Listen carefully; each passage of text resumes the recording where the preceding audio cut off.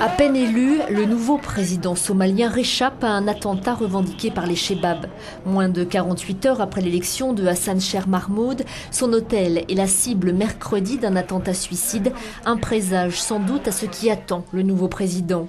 Dans un pays rongé par la guerre civile depuis 21 ans, la Somalie est au premier rang des pays les plus dangereux et les plus corrompus de la planète.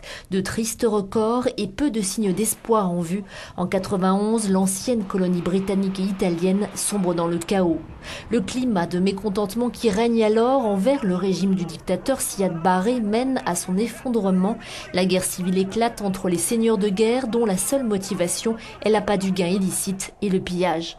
En décembre 92, sous mandat de l'ONU, les États-Unis lancent l'opération Restore Hope, mais c'est un fiasco symbolisé par la bataille de Mogadiscio, au cours de laquelle sont tués 19 soldats américains. Bill Clinton décide alors de retirer ses troupes. Malgré la présence récurrente du personnel de l'ONU, la situation ne s'est jamais améliorée. Elle s'aggrave même en 2006 avec l'arrivée des Chebab, ces combattants islamistes ralliés à Al-Qaïda. Depuis 6 ans, ils mènent une guerre sans merci contre les troupes gouvernementales soutenues par l'Éthiopie. Et voici à quoi ressemble aujourd'hui la Somalie. Au nord, 2 États relativement épargnés par la violence et qui ont fait sécession, le Somaliland et le Puntland. Quelques zones contrôlées par des milices locales, pro-gouvernementales et soutenues par l'Éthiopie. La majorité du pays, en vert sur la carte, est contrôlée par les Chebab.